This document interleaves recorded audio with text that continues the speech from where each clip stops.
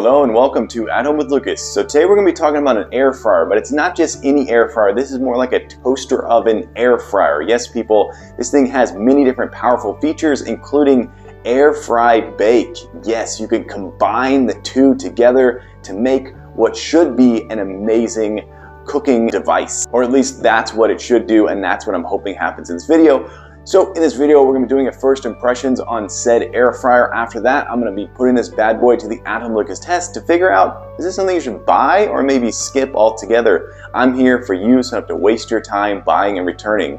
All right, let's go ahead and jump into it.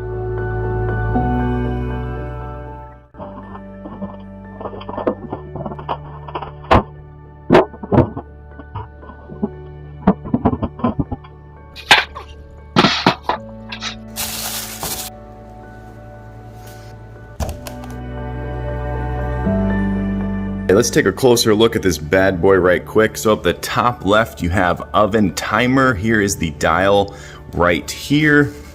Ooh, that is very nice. Let's turn that off.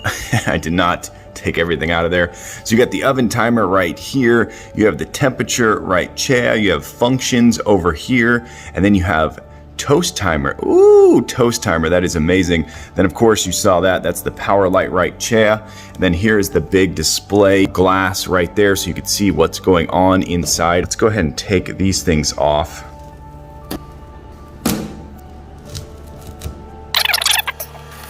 All right, so that is the inside of the oven right there. Wow, look at that. You have 4 straight coils. I'm guessing those things heat up, and then that's where the air goes up, and then you have 2 coils at the bottom.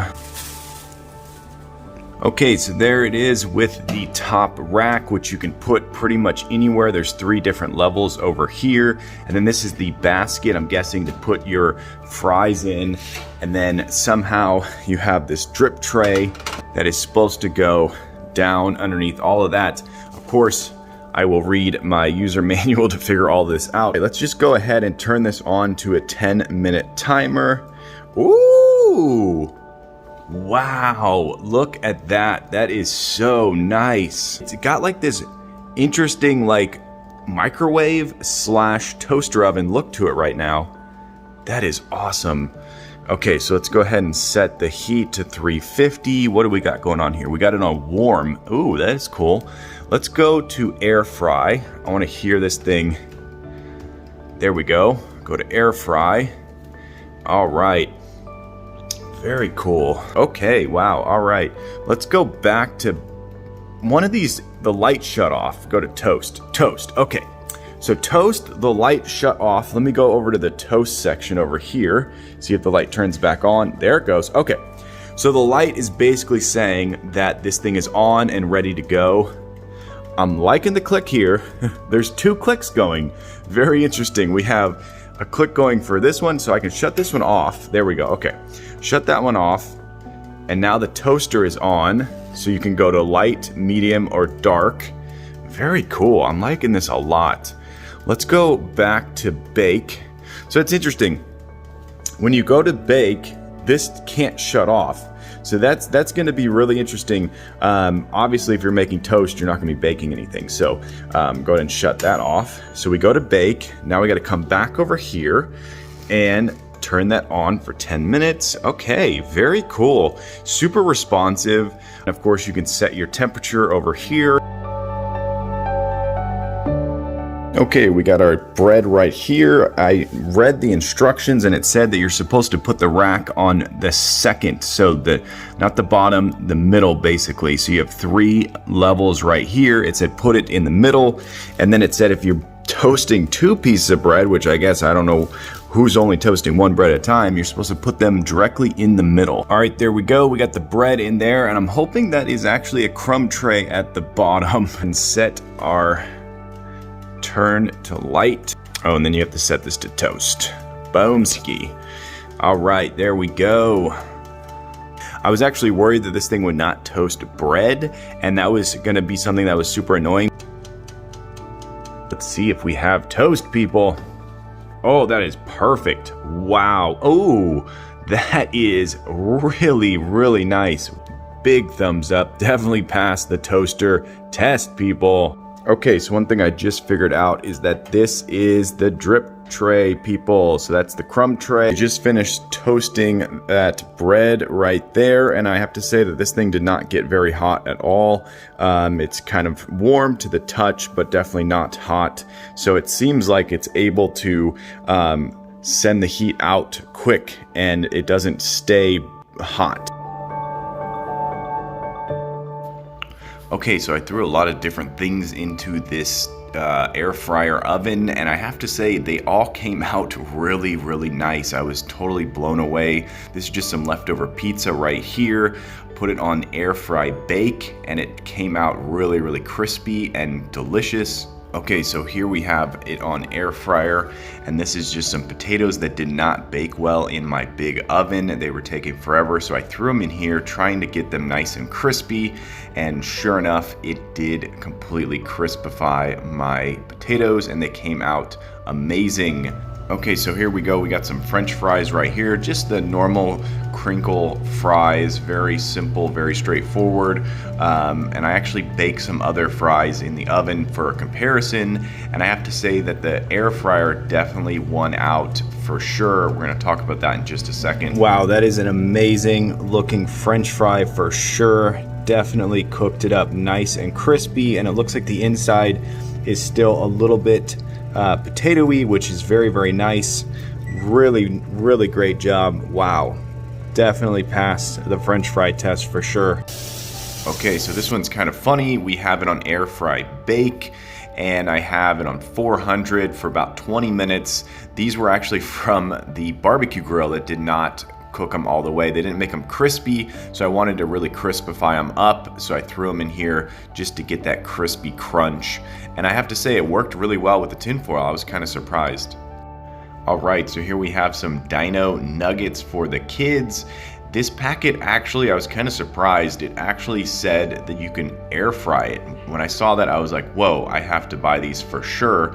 So up at the top there, it says air fry 400 degrees.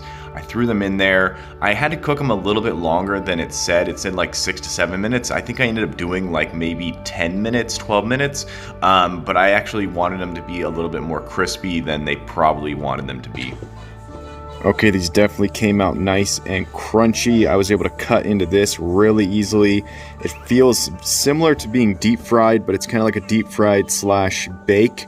So you get that like oil that's in there that naturally comes out, the flaxseed and whatnot that's inside of these nuggets. So it gets a little bit of oiliness, but it's very crispy, very crunchy, very nice.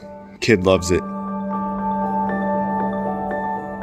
Okay, so I've been using this thing for long enough that I think I have a full comprehensive review, and let's just start off with the build quality. So the build quality is where you're going to be cutting corners. So this thing is not made out of premium materials. This is plastic, that's plastic. The metal is fairly thin. And all of these knobs are very plastic, and they're noticeable. It's a noticeable plastic. It's a noticeable cheapness, but it doesn't look cheap. No one looks at this thing and goes, man, that looks like a piece of junk. People look at it and they've said, wow, that actually looks really nice.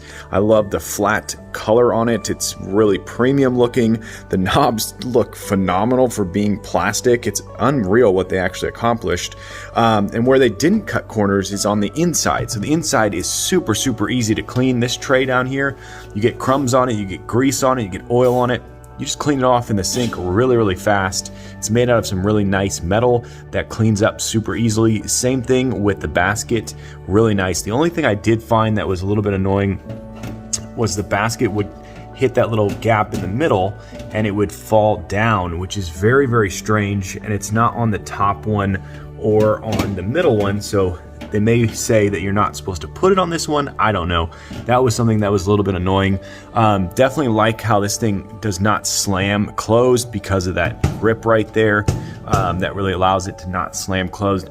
Another weird thing is that there's no grips on the bottom like I talked about earlier. So you can literally just grab the handle and just start pulling it and it slides all over the place, which is actually good when you're cooking with it. I like to pull it out from my wall a little bit just so it's not tucked so tight in the corner. And then when I'm done cooking, I just simply slide it back into the corner and away it goes. So I did toast some bread twice in here. The first time I overdid it, I put it on something way too far. It was on like medium dark, and it kind of burnt the toast and it made it into like a crouton. The second time I did 8 or 9 pieces of toast, I put on light and it was perfect. Absolutely amazing toast.